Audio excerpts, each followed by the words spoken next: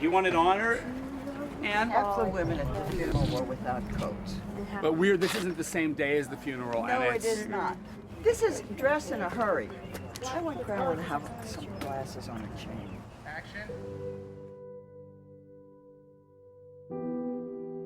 Anne Roth. Oh my God. The whole experience was just so fantastic. I just said, look, my God, if we could get Anne Roth, which would be impossible because, first of all, she won't be available in a million years. And Todd said, okay, well, let's just try. And Anne said yes. Anne's amazing attention to detail of not just having the right hat, but making sure that that hat is worn exactly the right way that somebody would wear it. And this is a massive sprawl of a story for her to costume. There was so much to do. 1931, 1933, 1937, 39, and 40. The look of the period is on the fragile side. In fact, a lot fragile, and people had very few clothes. And no one had any idea whose name was on a label. What's so great about Anne is it's never just about a piece of clothing. It's about the character. It's about some specific detail.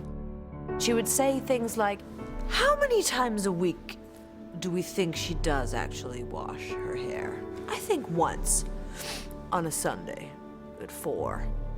And she just kind of plants the seed in your brain. You think, oh God, yeah, I like that. I'll take that idea. Okay, yes. You kind of didn't know exactly who you are until you went through the Anne Roth process. And then you're like, oh. Because the way she puts you together and comes up with what you're going to look like is just marvelous. In the first episode, you see Mildred wearing the same print dress over and over again. And you never see that in a movie with a beautiful star like Kate Winslet, you know? Todd was very specific, saying that she had 3 cotton house dresses. There was such a thing as a house dress. A house dress had an apron.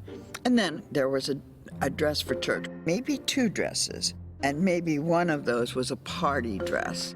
The green satin dress that she wears New Year's Eve was a dress she bought off a rack. I have a feeling she did not cross the hills to buy that dress. She didn't have that kind of money. Todd designed this great tracking shot where he's just pans from one side of the room to the other. At the end of the line, there's Mildred, and I'm sitting with my legs crossed. Anne is standing there by the camera, and she's looking at everybody. She walks past me, and she says, with the girdle you have on, there's no way you can cross your legs. So when you're in that girdle, you know, it just holds you in a certain position and implies a certain behavior, manners.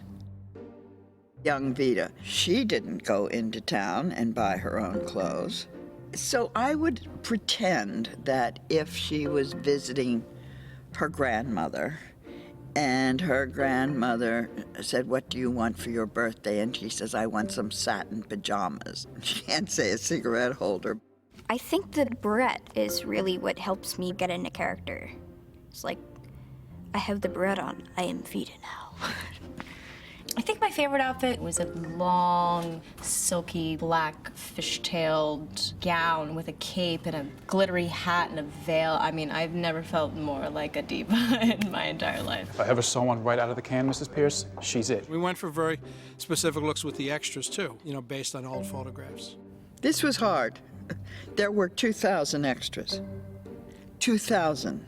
You know, whenever we'd have a big crowd day, she would be there at 4:30 a.m., making sure that every extra had their hat tilted at the right angle, the skirt lengths, jacket lengths were right, sleeve lengths were right. It's really such a privilege to, you know, stand alongside her and be dressed by her.